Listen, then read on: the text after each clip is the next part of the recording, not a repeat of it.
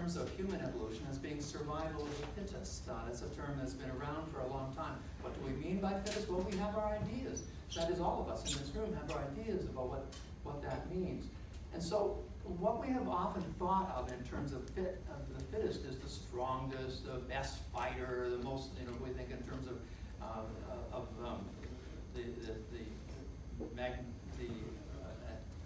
strong and mighty and so on. And the weak or the meek are the ones that lose out. They're the ones that are less fit. And so we address that question of, why would God create? God tells us how to behave.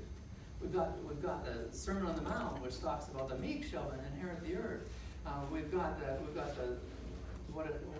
words of Paul and many words. What it means to be a Christian is not the survival of the most strong and the most forceful and so on. It's quite different. So did God almost like in a way which is the very converse, the antithesis of how God tells us to behave. Did God behave that way in creation? And is that the mechanism God used, the survival of the most powerful, and the strongest, when God comes along and through Christ and tells us in the Sermon on the Mount? There's a problem there, and we can't ignore that problem. It's a significant problem, a significant challenge that has to be addressed. So what I want to do, and I'll be doing this now for most of the rest of my talk, is I'm going to address the question. I'm going to indicate some studies that have been emerging especially over the last 9 or 10 years, where it's clear. Initially, people thought in terms of fittest as being the most powerful and strongest, the most mighty in battle. That was certainly a prejudice that existed as it relates to human evolution in the early days of it. And I could spend the time giving many examples of the sorts of things that came out in earlier days. What I want to do today is to focus on the way that secular scholars are increasingly thinking about how we became human. How God, they're not thinking of God as being cutting food, but they're asking that question. So if evolution occurred, then how did it happen? What was the mechanism by which it happened? So I'm going to discuss some secular work that is appearing in many different books and by many different scholars, and I'll give the references as I proceed. First of all, with respect to violence and whether or not violence has been part, as many of the early scholars thought that violence was very much a part of who we are. This is a book I especially recommend. It's one of my favorites in this field. And the author, Augustin Fuentes, points out, and he analyzes 487, I think it is, different sites at which, where he's looking at skeletal remains, and he's asking the question, so how much sign, for the 487 different sites at which he's looked at skeletal remains of human precursors, and human ancestors, going back several million, 2.5 or 3 million years, and he's going all the way back and looking, is there sign of violence? Did they die by violence? Were they injured in some fashion? And there's a certain kind of skeletal damage that would reflect the sorts of things that they were being attacked, they were defending themselves against attack, and so on. And what he found as he went through these 487 different, he found 11 sites of those 447 in which there was signs of physical violence. And that is much different than what he found after the beginning of agriculture 14,000 years ago, or between 10 and 14,000 years ago. Everything changed in terms of the sites. So instead of 11 out of 447, the frequency increased considerably in terms of the amount of violence. And so yes, we had violence in our history, but the violence in our history is violence which especially began with ownership, with agriculture and people living in towns and having property and so on. For example, there was one site that he cites, Augustin Fuentes cites, in which a 14,000-year-old cemetery in northern Sudan, 59 bodies were analyzed, and 40% of those skeletons, 40% of those showed signs of traumatic violence, with stone points embedded in bones and defensive wounds and so on. So that's 15,000. If we think in terms of the history of of our genus as being 2 million years or so, or we can go back 4 or 5 million years.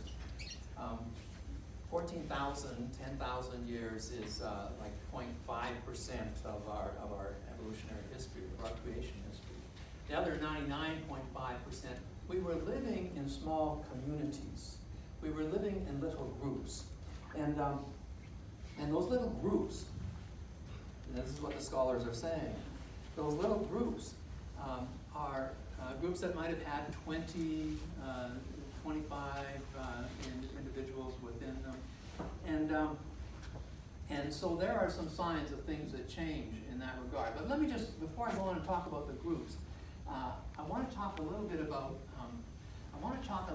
signs, signs of compassion and sensitivity as our species, as our genus was developing. And this is a great book, How Compassion Made Us Human. Highly recommend it. Just came out a few years ago by Penny Spickens.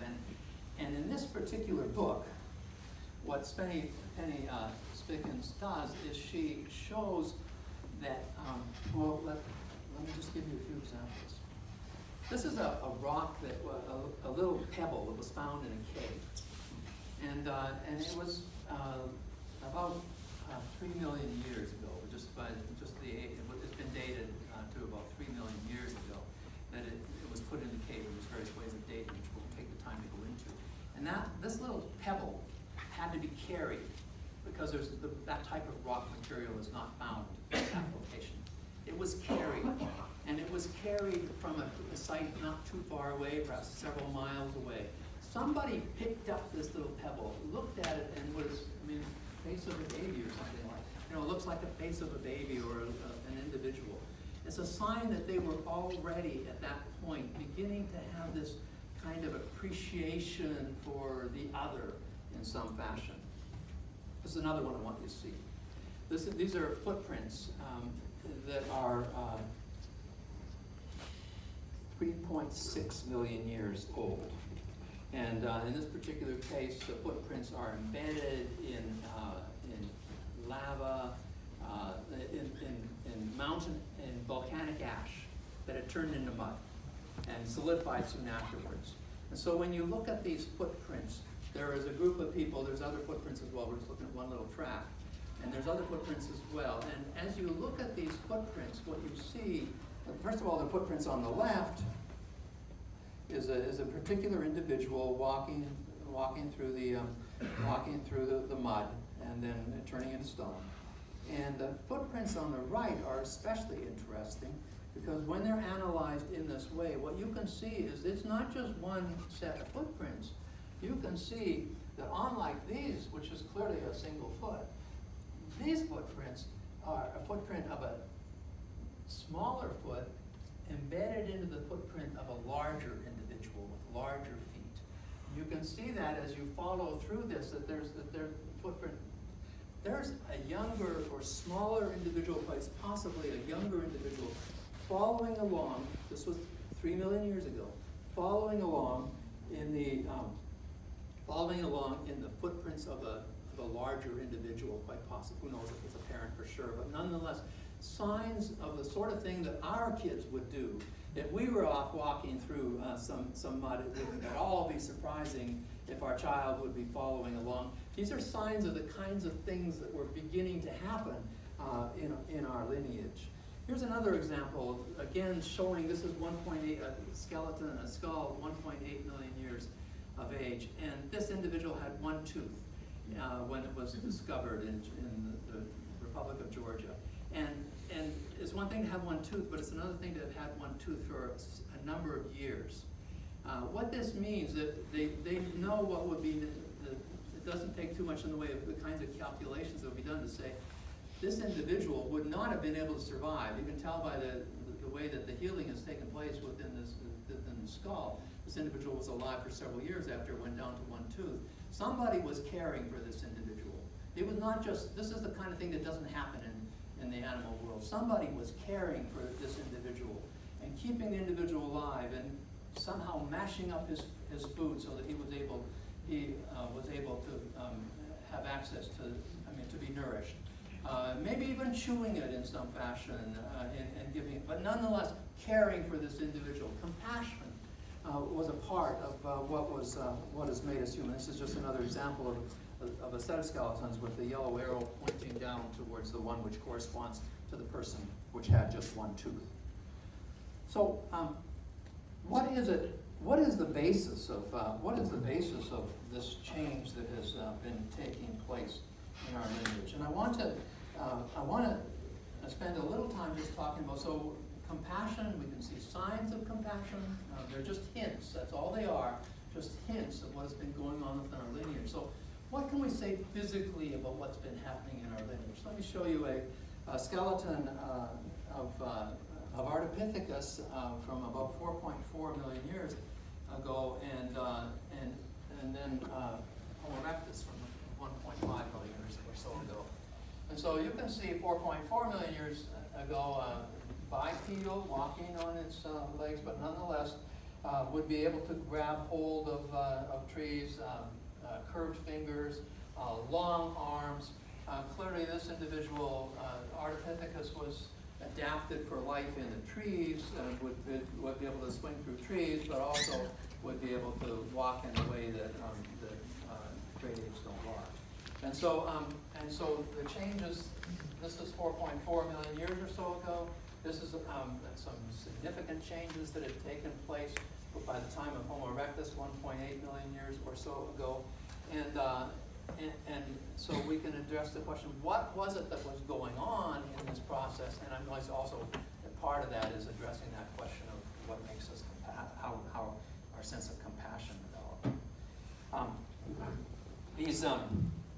These two books have been really important to me. Daniel Lieberman is a great book, very readable, and Augustin Fuentes again. And they have indicated, and there's other books that talk about this as well, other authors that talk about this as well, that there was a very significant change that took place in terms of climate around 2 million years ago. It became unstable for one thing, and